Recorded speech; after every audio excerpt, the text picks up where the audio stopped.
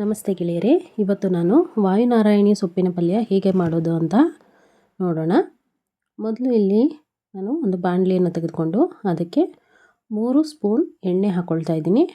ಎಣ್ಣೆ ಕಾದ ನಂತರ 1 ಸ್ಪೂನ್ ಸಾಸಿವೆ, 1 ಸ್ಪೂನ್ ಜೀರಿಗೆ, ಹಾಗೆ 1 ಸ್ಪೂನ್ ಕಡಲೆಬೇಳೆ, 1 ಸ್ಪೂನ್ ಉದ್ದಿನಬೇಳೆ ಹಾಕ್ಕೊಬೇಕು. ಹಾಕಿ ಸ್ವಲ್ಪ ಹುರ್ಕೊಂಡಾದಮೇಲೆ ನಂತರ ಇದಕ್ಕೆ ನಾನಿಲ್ಲಿ ಒಂದು ಪೂರ್ತಿ ಬೆಳ್ಳುಳ್ಳಿಯನ್ನು ತೊಗೊಂಡು ಜಜ್ಕೊಂಡಿದ್ದೀನಿ. ಅಂದರೆ 3 ರಿಂದ 4 ಎಸಳು ಬೆಳ್ಳುಳ್ಳಿನ ಜಜ್ಕೊಂಡಿದ್ದೀನಿ. ಬೆಳ್ಳುಳ್ಳಿ ಸ್ವಲ್ಪ ಕೆಂಪಗಾದಮೇಲೆ 3 ರಿಂದ 4 ಈರುಳ್ಳಿ ಸಣ್ಣದಾಗಿ ಕಟ್ ಮಾಡಿಕೊಂಡು ಹಾಕ್ಕೊಬೇಕು. ಮತ್ತು ಒಣಮೆಣ್ಸಿನ್ಕಾಯಿ ಖಾರಕ್ಕೆ ಒಂದು 3 ರಿಂದ 4 ಒಣಮೆಣ್ಸಿನ್ಕಾಯಿ ಸಣ್ಣದಾಗಿ ತುಂಡುಗಳಾಗಿ ಮಾಡ್ಕೊಂಡು ಹಾಕ್ಕೊಂಡು ನೋಡಿ, ಸ್ವಲ್ಪ ಅರಿಶಿನ, ಸ್ವಲ್ಪ ಉಪ್ಪು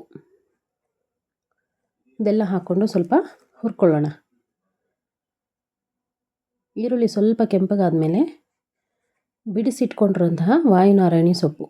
ಈ ವಾಯುನಾರಾಯಣಿ ಸೊಪ್ಪು ಏನಕ್ಕೋಸ್ಕರಪ್ಪ ಒಳ್ಳೆಯದು ಅಂತಂದರೆ, ಸಂಧಿವಾತ ಅಂದರೆ ಕೀಲು ನೋವು ಮತ್ತು ಗ್ಯಾಸ್ಟ್ರಿಕ್ ಸಮಸ್ಯೆ ಇರೋರು ಈ ಥರ ವಾಯುನಾರಾಯಣಿ ಸೊಪ್ಪನ್ನ ತಿಂಗಳಲ್ಲಿ ಒಂದು 2-3 ಸರ್ತಿ ತಿಂತಾ ಬಂದರೆ ಅವರಿಗೆ ನೋವೆಲ್ಲ ಕಮ್ಮಿ ಆಗುತ್ತೆ. ಮತ್ತು ರುಚಿಗೆ ತಕ್ಕಷ್ಟು ಉಪ್ಪು, ಸ್ವಲ್ಪ ನೀರು ಹಾಕ್ಕೊಂಡು ಬಾಡಿಸ್ಕೊಳ್ಳೋಣ. ಸೊಪ್ಪು ಬೇಯೋದಕ್ಕೋಸ್ಕರ ನೀರು. ಮುಚ್ಚಳ ಮುಚ್ಚಿಟ್ಬಿಟ್ಟು ಒಂದು 10 ನಿಮಿಷ ಹೀಗೆ ಬಾಡಿಸ್ಕೊಳ್ಬೇಕು. ನಡುವೆ ಓಪನ್ ಮಾಡಿಕೊಂಡು ನೀಟಾಗಿ ನೀರಿನ ಅಂಶ ಪೂರ್ತಿ ಕಡಿಮೆ ಆಗೋವರೆಗೂ ಬಾಡಿಸ್ಕೊಳ್ತಾ ಇರಬೇಕು. ನಂತರ ನೀರಿನ ಅಂಶ ಕಡಿಮೆ ಆದಮೇಲೆ 2 ಹಸಿ ತೆಂಗಿನಕಾಯಿ ತುರಿ, 2 ಸ್ಪೂನ್ ತೆಂಗಿನಕಾಯಿ ತುರಿ ಹಾಕ್ಕೊಂಡು ಕಲಿಸ್ಕೊಂಡು ನೋಡಿ, ನೀರಿನ ಅಂಶನೂ ಕಡಿಮೆ ಆಗಿದೆ, ತೆಂಗಿನಕಾಯಿ ಹಿಡಿದಿದೆ. ಈಗ ರುಚಿಕರವಾದ ಆರೋಗ್ಯಕರವಾದ ನಾರಾಯಣಿ ಸೊಪ್ಪಿನ ಪಲ್ಯ ರೆಡಿ.